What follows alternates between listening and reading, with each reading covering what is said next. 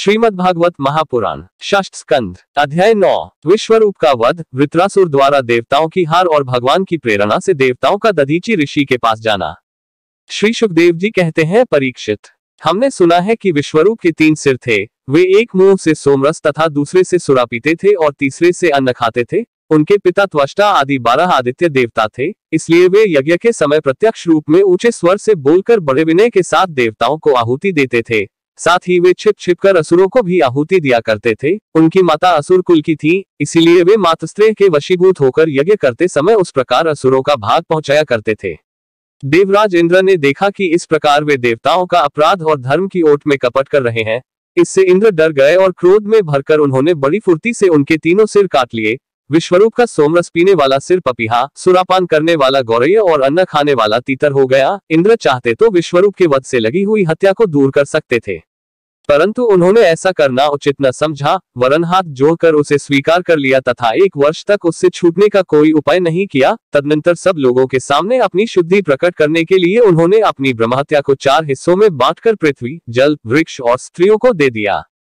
परीक्षित, पृथ्वी ने बदले में यह वरदान लेकर कि जहां कहीं गड्ढा होगा वह समय पर अपने आप भर जाएगा।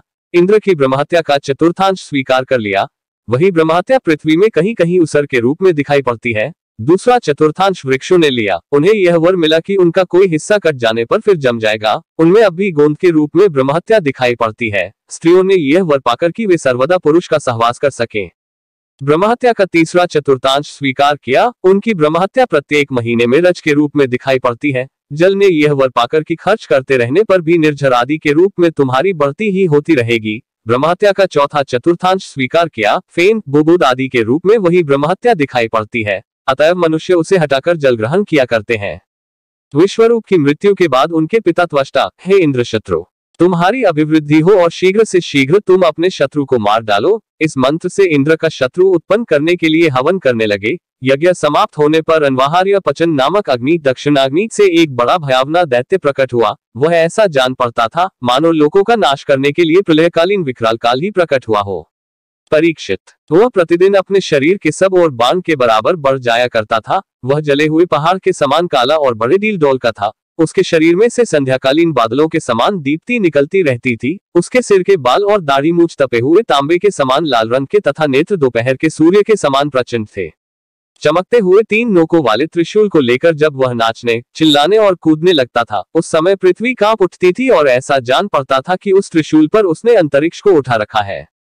वह बार बार जन्भाई लेता था। इससे जब उसका कंदरा के समान गंभीर मुंह खुल जाता तब जान पड़ता कि वह सारे आकाश को पी जाएगा, जीभ से सारे नक्षत्रों को चाट जाएगा और अपनी विशाल एवं विकराल दाढ़ों वाले मुंह से तीनों लोकों को निगल जाएगा। उसके भयावने रूप को देखकर सब लोग डर गए और इधर उधर भागने लगे। परीक्षित, त्वष्टा के तमोगुनी पुत्र ने सारे लोकों को घेर लिया था। इसी से उस पापी और अत्यंत क्रूर पुरुष का नाम वृत्रासुर पड़ा। बड़े बड़े देवता अपने अपने अनुयायियों के सहित एक साथ ही उस पर टूट पड़े तथा अपने अपने दिव्य अस्त्र शस्त्रों से प्रहार करने लगे, परंतु वृत्रासुर उनके सारे अस्त्र शस्त्रों को निगल गया। अब तो देवताओं के आश्चर्य की सीमा न रही, उनका प्रभाव जाता रहा। वे सबके सब दीनहीन और उदास हो गए तथा एकाग्रचित से अपने हृदय में विराजमान आदिपुरुष श्रीनारायण की शरण में गए।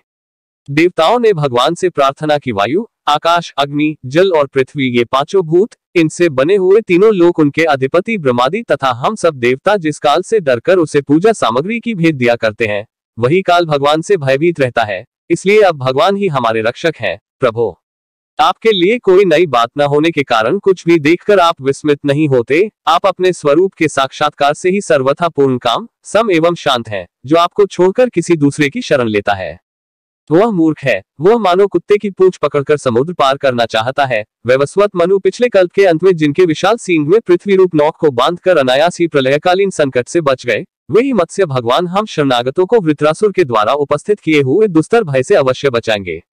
प्राचीन काल में प्रचंड पवन के थपेड़ों से उठी हुई उत्ताल तरंगों की गर्जना के कारण ब्रह्मा जी भगवान के नाभिकमल से अत्यंत भयानक प्रलयकालीन जल में गिर पड़े थे। यद्यपि वे असहाय थे, तथापि उनकी कृपा से वे उस विपत्ति से बच सके। वे ही भगवान हमें इस संकट से पार करें। उन्हीं प्रभु ने अद्वितीय होने पर भी अपनी माया से हमारी रचना की और उन्हीं के अनुग्रह से हम लोग सृष्टि कार्य का संचालन करते हैं। यद्यपि वे हमारे सामने ही सब प्रकार की चेष्टाएं कर करा रहे हैं, तथापि हम स्वतंत्र ईश्वर हैं। अपने इस अभिमान के कारण हम लोग उनके स्वरूप को देख नहीं पाते। वे प्रभु जब देखते हैं कि देवता अपने शत्रुओं से बहुत पीड़ित हो रहे हैं, तब वे वास्तव में निर्विकार रहने पर भी अपनी माया का आश्रय लेकर देवता, ऋषि, पशु, पक्षी और मनुष्यादि योनियों में अवतार लेते हैं तथा युग युग में हमें अपना समझकर हमारी रक्षा करते हैं। वे ही सबके आत्मा और परमाद्य देव हैं। वे ही प्रकृति और पुरुष रूप से विश्व के कारण हैं। वे विश्व से पृथक भी हैं और विश्वरूप भी हैं। हम सब उन्हीं शरणागत वत्सल भगवान श्रीहरि की शरण ग्रहण करते हैं। उदार शिरोमणि प्रभु अवश्य ही अपने निजजन हम देवताओं का कल्याण करेंगे। श्री सुखदेव जी कहते हैं, महाराज, जब देवताओं ने इस प्रकार भगवान की स्तुति की, तब स्वयं शंख चक्र गदा पद्मधारी भगवान उनके सामने पश्चिम की ओर अंतर्देश में प्रकट हुए। भगवान के नेत्र शरतकालीन कमल के समान खिले हुए थे। उनके साथ 16 पार्षद उनकी सेवा में लगे हुए थे। वे देखने में सब प्रकार से भगवान के समान ही थे, केवल उनके वक्षस्थल पर श्रीवत्स का चिन्ह और गले में कौस्तुभ मणि नहीं थी। परीक्षित, भगवान का दर्शन पाकर सभी देवता आनंद से विह्वल हो गए। उन लोगों ने धरती पर लौटकर साष्टांग दंडवत किया और फिर धीरे धीरे उठकर वे भगवान की स्तुति करने लगे। देवताओं ने कहा, भगवान, यज्ञ में स्वर्ग आदि देने की शक्ति तथा उनके फल की सीमा निश्चित करने वाले काल भी आप ही हैं। यज्ञ में विघ्न डालने वाले दैत्यों को आप चक्र से छिन्न भिन्न कर डालते हैं, इसलिए आपके नामों की कोई सीमा नहीं है। हम आपको बार बार नमस्कार करते हैं, विधाता। सत्व, रज, तम, इन 3 गुणों के अनुसार जो उत्तम, मध्यम और निकृष्ट गतियां प्राप्त होती हैं, उनके नियामक आप ही हैं। आपके परमपद का वास्तविक स्वरूप इस कार्यरूप जगत का कोई आधुनिक प्राणी नहीं जान सकता। नारायण, वासुदेव, आप आदि पुरुष, जगत के परम कारण और महापुरुष, पुरुषोत्तम है। आपकी महिमा असीम है। आप परम मंगलमय, परम कल्याण स्वरूप और परम दयालु हैं। आप ही सारे जगत के आधार एवं अद्वितीय हैं। केवल आप ही सारे जगत के स्वामी हैं। आप सर्वेश्वर हैं तथा सौंदर्य और मृदुलता की अधिष्ठात्री देवी लक्ष्मी के परमगति है। प्रभु, परमहंस, परिव्राजक, विरक्त महात्मा जब आत्मसंयम रूप परम समाधि से भली भांति आपका चिंतन करते हैं, तब उनके शुद्ध हृदय में परमहंसों के धर्म वास्तविक भगवत भजन का उदय होता है। इससे उनके हृदय के अज्ञान रूप किवाड़ खुल जाते हैं और उनकी आत्मलोक में आप आत्मानंद के रूप में बिना किसी आवरण के प्रकट हो जाते हैं और वे आपका अनुभव करके निहाल हो जाते हैं। हम आपको बार बार नमस्कार करते हैं।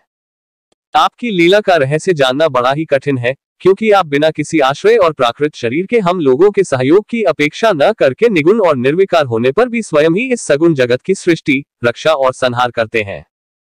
हम लोग यह बात भी ठीक ठीक नहीं समझ पाते कि सृष्टिकर्म में आप देवदत्त आदि किसी व्यक्ति के समान गुणों के कार्यरूप इस जगत में जीवरूप से प्रकट हो जाते हैं और कर्मों के अधीन होकर अपने किए अच्छे बुरे कर्मों का फल भोगते हैं। अथवा आप आत्माराम, शांत स्वभाव एवं सबसे उदासीन साक्षी मात्र रहते हैं तथा सबको समान देखते हैं। हम तो यह समझते हैं कि यदि आप में ये दोनों बातें रहें तो भी कोई विरोध नहीं है, क्योंकि आप स्वयं भगवान हैं। आपके गुण अगणित हैं, महिमा अगाध है और आप सर्वशक्तिमान हैं। आधुनिक लोग अनेकों प्रकार के विकल्प, वितर्क, विचार, झूठे प्रमाण और कुतर्क पूर्ण शास्त्रों का अध्ययन करके अपने हृदय को दूषित कर लेते हैं और यही कारण है कि वे दुराग्रही हो जाते हैं। आप में उनके वाद विवाद के लिए अवसर ही नहीं है। आपका वास्तविक स्वरूप समस्त माया में पदार्थों से परे केवल है। जब आप उसी में अपनी माया को छिपा लेते हैं, तब ऐसी कौन सी बात है जो आप में नहीं हो सकती। इसलिए आप साधारण पुरुषों के समान कर्ता भोक्ता भी हो सकते हैं और महापुरुषों के समान उदासीन भी। इसका कारण यह है कि न तो आप में कर्तृत्व भोक्तृत्व है और न तो उदासीन ही। आप तो दोनों से विलक्षण, अनिर्वचनीय है।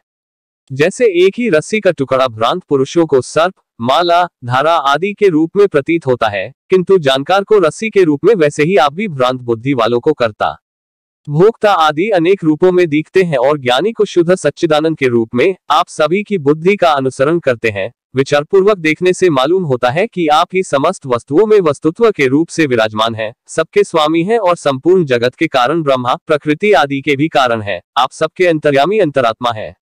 इसलिए जगत में जितने भी गुण दोष प्रतीत हो रहे हैं, उन सब की प्रतीतियां अपने अधिष्ठान स्वरूप आपका ही संकेत करती हैं और श्रुतियों ने समस्त पदार्थों का निषेध करके अंत में निषेध की अवधि के रूप में केवल आपको ही शेष रखा है। मधुसूदन, आपकी अमृतमय महिमारस का अनंत समुद्र है। उनके नन्हे से सीकर कभी अधिक नहीं, एक बार भी स्वाद चख लेने से हृदय में नित्य निरंतर परमानंद की धारा बहने लगती है।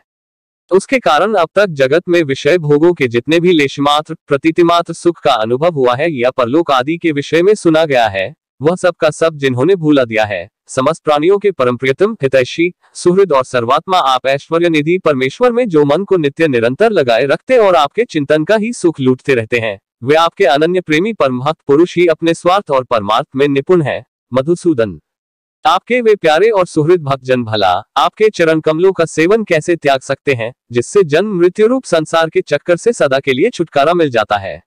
प्रभु, आप त्रिलोकी के आत्मा और आश्रय हैं। आपने अपने 3 पगों से सारे जगत को नाप लिया था और आप ही तीनों लोकों के संचालक हैं।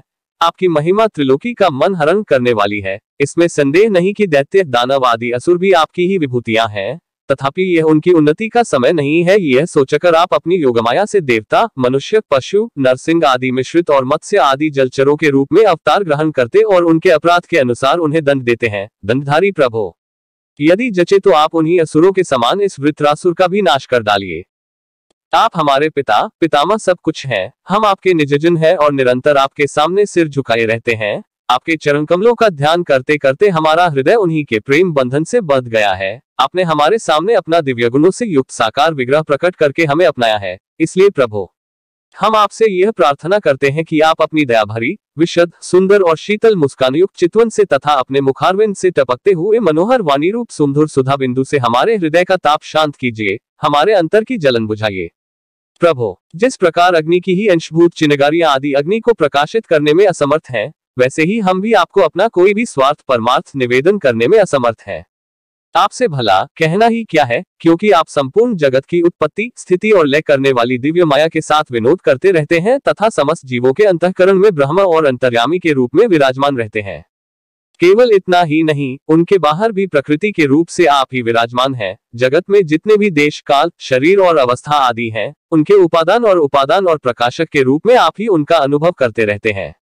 आप सभी वृत्तियों के साक्षी हैं। आप प्रकाशक के समान सर्वगत हैं, निर्लिप्त हैं। आप स्वयं परब्रह्म परमात्मा हैं। अतएव हम अपना अभिप्राय आपसे निवेदन करें, इसकी अपेक्षा न रखकर जिस अभिलाषा से हम लोग यहाँ आए हैं उसे पूर्ण कीजिए। आप अचिंत्य, ऐश्वर्य संपन्न और जगत के परम गुरु हैं। हम आपके चरण कमलों की छत्र छाया में आए हैं, जो विविध पापों के फलस्वरूप जन्म मृत्यु रूप संसार में भटकने की थकावट को मिटाने वाली है। सर्वशक्तिमान श्री कृष्ण, वृत्रासुर ने हमारे प्रभाव और अस्त्र शस्त्रों को तो निगल ही लिया है, अब वह तीनों लोकों को भी ग्रस रहा है। आप उसे मार डालिए प्रभु। आप शुद्ध स्वरूप, हृदय स्थित शुद्ध ज्योतिर्मय आकाश, सबके साक्षी, अनादि, अनंत और उज्ज्वल कीर्ति संपन्न है। संत लोग आपका ही संग्रह करते हैं। संसार के पथिक जब घूमते घूमते आपकी शरण में आ पहुंचते हैं, तब अंत में आप उन्हें परमानंद स्वरूप अभीष्ट फल देते हैं और इस प्रकार उनके जन्म जन्मांतर के कष्ट को हर लेते हैं। प्रभु, हम आपको नमस्कार करते हैं। श्री सुखदेव जी कहते हैं, परीक्षित, जब देवताओं ने बड़े आदर के साथ इस प्रकार भगवान का स्तवन किया, तब वे अपनी स्तुति सुनकर बहुत प्रसन्न हुए तथा उनसे कहने लगे। श्री भगवान ने कहा, श्रेष्ठ देवताओं, तुम लोगों ने स्तुति युक्त ज्ञान से मेरी उपासना की है, इससे मैं तुम लोगों पर प्रसन्न हूँ। इस स्तुति के द्वारा जीवों को अपने वास्तविक स्वरूप की स्मृति और मेरी भक्ति प्राप्त होती है। देवशिरोमणियों, मेरे प्रसन्न हो जाने पर कोई भी वस्तु दुर्लभ नहीं रह जाती। तथापि मेरे अनन्य प्रेमी तत्ववेता भक्त मुझसे मेरे अतिरिक्त और कुछ भी नहीं चाहते। जो पुरुष जगत के विषयों को सत्य समझता है, वह नासमझ अपने वास्तविक कल्याण को नहीं जानता। यही कारण है कि वह विषय चाहता है।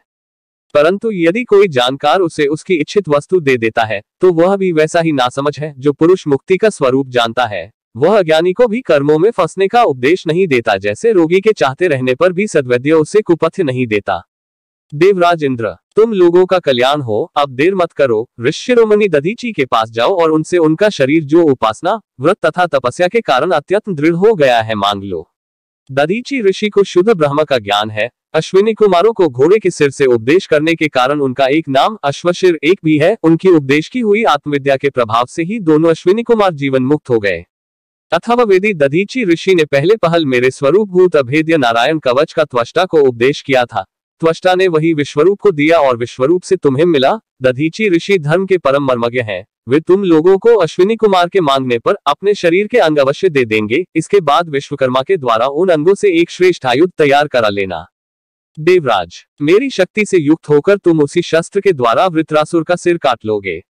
देवताओं, वृत्रासुर के मर जाने पर तुम लोगों को फिर से तेज, अस्त्र शस्त्र और संपत्तियां प्राप्त हो जाएंगी। तुम्हारा कल्याण अवश्यंभावी है, क्योंकि मेरे शरणागतों को कोई सता नहीं सकता।